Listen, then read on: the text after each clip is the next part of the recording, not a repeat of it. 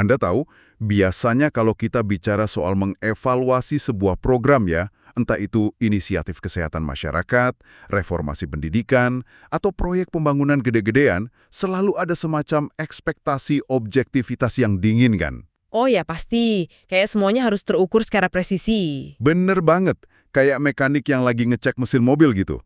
Kita selalu membayangkan ada ahli dari luar, datang pakai setelan rapi, bawa papan klip, terus mencentang kotak-kotak metrik. Dan pada akhirnya ngasih vonis biner ya, berhasil atau gagal, selesai. Ya, tepat. Nah, masalahnya, ketika Anda mulai melihat lebih dekat ke dunia kebijakan dan evaluasi di lapangan, tiba-tiba papan klip yang kaku itu terasa kayak alat yang benar-benar salah tempat. Setuju. Realitasnya kan jauh lebih berantakan dari itu. Sangat berantakan, jadi coba pikirkan ini. Bagaimana kalau cara kita mengevaluasi kesuksesan tersebut justru menjadi akar dari kegagalan program itu sendiri? Selamat datang di eksplorasi mendalam kita hari ini. Ini diskusi yang esensial banget sih. Karena kalau kita bedah sampai ke intinya, proses evaluasi itu sebenarnya adalah arena pertarungan. Pertarungan tentang siapa yang pegang kendali atas narasi kebenaran. Wah, itu kalimat yang kuat. Dan materi yang mau kita bedah hari ini tuh luar biasa komprehensif. Kita pakai panduan alur dari slide kuliah unit 9 soal kebijakan dan evaluasi program. Ya, modul yang sangat padat. Tapi tenang, kita nggak bakal bahas teori kering. Kita menggabungkannya dengan artikel dari African Evaluation Journal, terus pedoman Empowerment Evaluation, sampai studi kasus nyata tentang praktik evaluasi adat dari Afrika dan Amerika Utara. Misi kita hari ini jelas ya. Kita mau menelusuri evolusi evaluasi itu sendiri. Dari metode tradisional yang sangat top-down. Yang sangat hierarkis itu ya. Benar.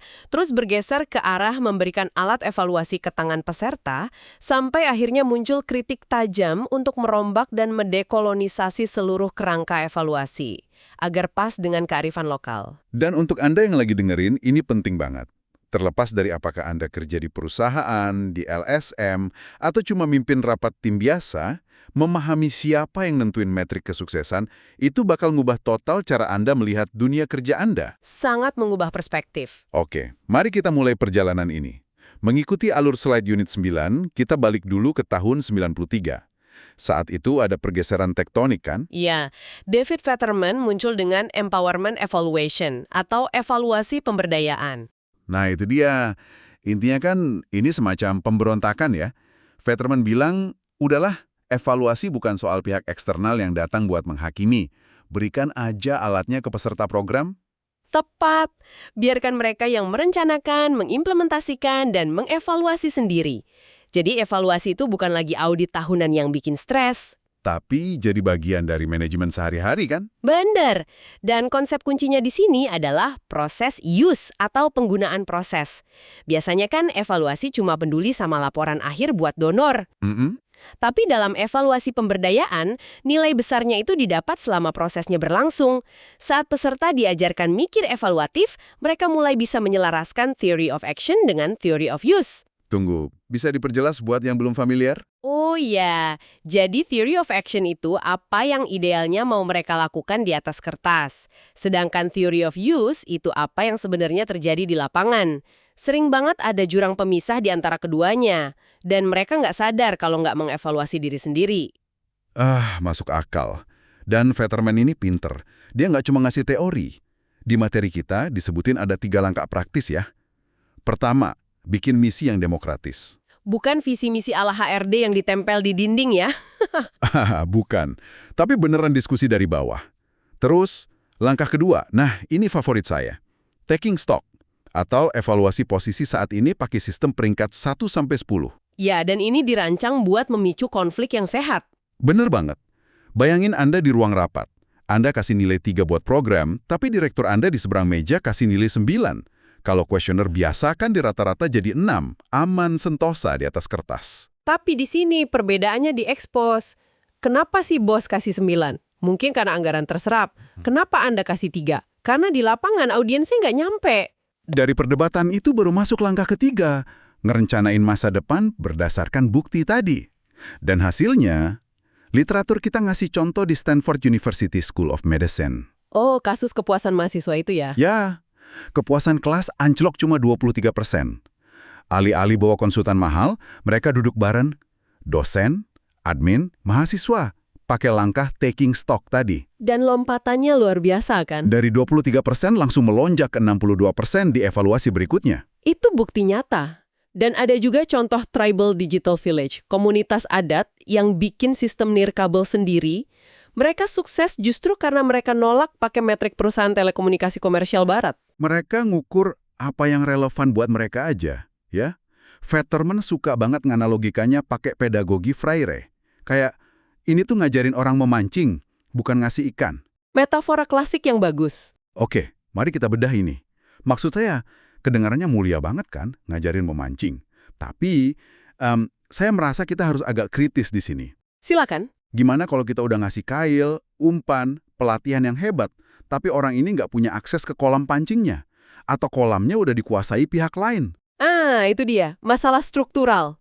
Iya kan? Apakah cukup cuma disuruh ngisi lembar evaluasi mandiri? Pertanyaan tentang siapa yang punya kolam pancing, ini yang bawa kita ke bagian kedua dari slide unit 9. Kritik terhadap evaluasi pemberdayaan. Dan ini memunculkan pertanyaan penting, karena niat baik itu sering nabrak realitas di lapangan.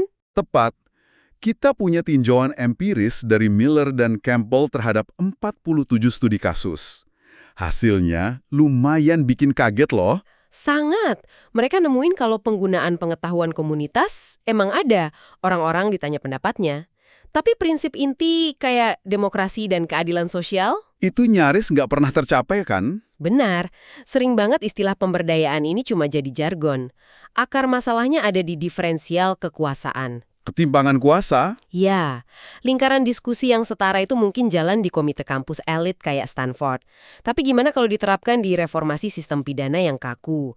Atau program kemiskinan dengan donor internasional? Jelas lapangan bermainnya udah miring duluan. Nggak mungkin petani desa disuruh diskusi setara sama perwakilan Bank Dunia bersetelan jas. Tepat sekali. Makanya yang sering terjadi itu dua hal ekstrim. Entah pesertanya disuruh ngurus semua sendiri tanpa dana dan keahlian, atau yang lebih sering evaluasinya udah diatur dari atas. benar. Evaluator datang bawa template matriks indikator dari kantor pusat, dan orang lokal cuma disuruh ngisi. Pemikiran kritis mereka malah dibatasi. Kalau gitu, bukankah ini berarti kita cuma mindahin beban kerja administratif ke komunitas yang termarginalisasi? Kita nyuruh mereka kerja gratis kumpulin data, terus kita sebut itu pemberdayaan? Kesimpulan yang sangat masuk akal dan banyak kritikus sepakat. Makanya, kegagalan ini bawa kita ke kritik yang lebih luas lagi di slide. Dekolonisasi evaluasi. Nah, ini esensinya. Masalahnya bukan lagi cuma siapa yang mengevaluasi, tapi standar apa yang lagi dipakai. Penggaris siapa yang dipakai ngukur.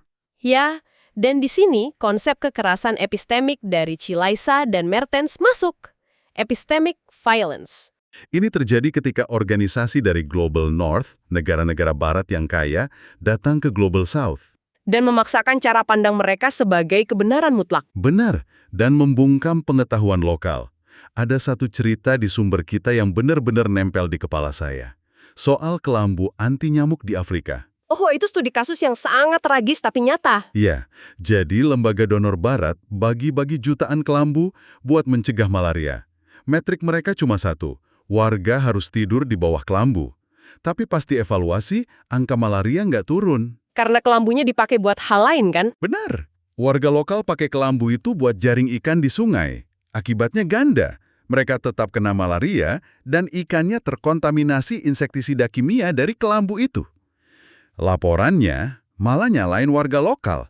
Dibilang nggak teredukasi lah, nggak peduli kesehatan lah. Laporan itu autopsi dari matinya nalar evaluasi akibat arogansi. Kenapa mereka nyalahin warga? Karena evaluatornya nggak pernah nanya, apakah masyarakat di sini udah punya metode adat buat mencegah malaria? Mereka nganggap warga lokal itu kanvas kosong. Tepat. Donor berasumsi orang lokal bakal duduk dan mati tanpa kelambu itu. Ini bahayanya mengabaikan cabang kebutuhan dan konteks, atau needs and context. Padahal kalau dipikir logis, warga mungkin lagi krisis pangan yang lebih parah dari ancaman malaria. Kelaparan bunuh anak mereka malam ini, malaria mungkin bulan depan, jadi kelambu dipakai cari makan. Dan ini yang disebut dalam literatur sebagai kolonialitas kekuasaan, pengetahuan, dan eksistensi. Negara berkembang cuma dijadikan objek pengumpulan data, sangat ekstraktif. Peneliti datang, nambang data, terus laporannya diterbitin di jurnal sana. Sementara warga lokal nggak dapat apa-apa. Eksistensi mereka nggak dihargai setara. Kalau saya boleh pakai analogi ya, praktik ini tuh kayak kita nyoba ngukur volume air di dalam mangkok yang bentuknya abstrak, pakai penggaris kayu yang lurus dan kaku. Nggak bakal akurat. Penggarisnya mungkin mahal dan bagus, tapi nggak dirancang buat nangkep realitas cairan yang dinamis, cuma nyentuh permukaan di beberapa titik aja. Analogi yang sangat pas. Nah, pertanyaannya, kalau penggaris barat itu gagal, alat apa yang harus dipakai? Ini yang bawa kita ke bagian solusi. Evaluasi Made in Africa atau MEA dan pendekatan sistem pengetahuan adat. Ya, Profesor Cilisa punya spektrum yang bagus soal ini. Diibaratkan kayak pohon evaluasi. Akarnya itu yang paling penjajahan ya? Bener, akarnya itu pas orang cuma nyalin mentah-mentah standar barat. Terus naik ke batangnya, mulai diadaptasi sedikit demi sedikit. Tapi puncaknya, daunnya, itu adalah evaluasi yang benar-benar relasional Afrika. Dirancang oleh dan untuk orang Afrika sendiri. Ya, yang mengutamakan keterhubungan antar manusia, alam, spiritualitas. Bukan cuma metrik angka. Dan literatur kita ngasih contoh konkret dari Amerika Utara. Stollery Wawasi Awisak. Ini program kesehatan adat. Biasanya kan evaluator barat datang, terus bikin focus group discussion atau FGD. Yang suasananya selalu klinis banget ya. Duduk hadap-hadapan, tanya jawab kaku. Tapi program Wawasik ini molak.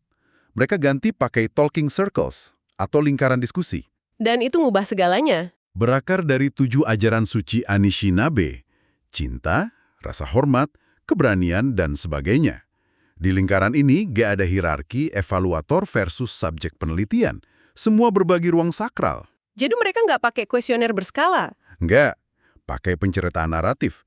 Dan terbukti, metode ini menghasilkan data yang jauh lebih dalam dan valid dibanding FGD.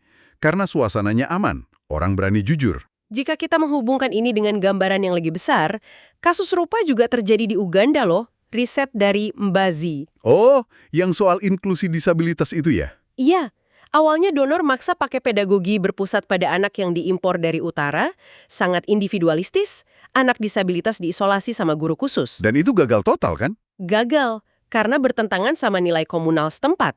Akhirnya mereka pakai konsep lokal Ubuntu Bululu. Pendekatannya diubah jadi gimana tuh? Alih-alih ngisolasi, mereka mengintegrasikan anak itu ke kelompok sebaya. Fokusnya ke kebersamaan, melatih empati sekelas. Metriknya berubah dari kemampuan baca individu, jadi mengevaluasi seberapa kuat jaringan dukungan sosialnya. Dan itu sukses besar. Wow! Tapi tunggu, saya mau nanya hal yang agak provokatif. Apakah dekolonisasi evaluasi ini artinya mereka menolak mentah-mentah sains barat? Kayak uji coba terkontrol acak atau statistik gitu? Sama sekali enggak. Ini poin krusial. Mereka mengadvokasi pluralisme dialektis. Artinya, mengintegrasikan sistem pengetahuan lokal dengan metode barat secara setara. Jadi penggarisnya nggak dibuang? Nggak dibuang, tapi dikalibrasi ulang. Boleh pakai statistik, tapi interpretasinya harus pakai lensa budaya lokal. Oke, secara filosofis itu indah banget. Tapi mari kita bahas realita pahitnya. Lembaga donor internasional di New York atau Eropa, mereka yang pegang duit puluhan juta dolar. Ya, itu kenyataannya. Gimana caranya komunitas lokal bisa meyakinkan dewan direksi ini bahwa cerita rakyat atau ngobrol melingkar itu adalah data yang sama valid dan ketatnya dengan spreadsheet Excel? Itu memang medan pertempuran utamanya sekarang. Makanya lembaga kayak African Evaluation Association atau AFREA itu kerja keras banget menstandarisasi metode mereka. Supaya diakui secara ilmiah. Tepat. Mereka menerjemahkan kearifan lokal ini ke dalam kerangka metodologis yang sistematis, biar donor paham kalau ini bukan sekedar dongeng eksotis, tapi bukti empiris yang penting buat keberlanjutan investasi mereka. Benar-benar perjuangan merebut kembali narasi. Jadi, apa arti dari semua ini buat kita? Kita udah melalui perjalanan panjang hari ini ya. Ya, dari empowerment evaluation yang mencoba menggeser kendali tapi nabrak tembok ketimpangan kuasa, sampai ke gerakan dekolonisasi yang mau merombak metrik dan roh evaluasi itu sendiri. Intinya, ini soal mengembalikan martabat kemanusiaan ke dalam pengumpulan data. Benar banget. Dan untuk Anda yang mendengarkan, di industri apapun Anda berada, entah Anda manajer HRD yang lagi ngatur KPI, atau pimpinan tim yang lagi ngevaluasi target tahunan, tanyakan ini ke diri Anda.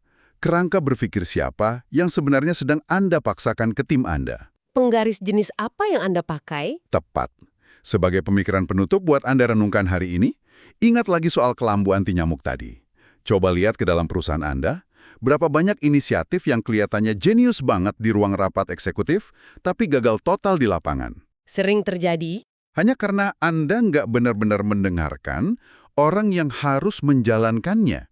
Gimana kalau ternyata orang-orang yang sedang Anda coba evaluasi secara diam-diam itu adalah satu-satunya pihak yang tahu pertanyaan apa yang sebenarnya harus diajukan?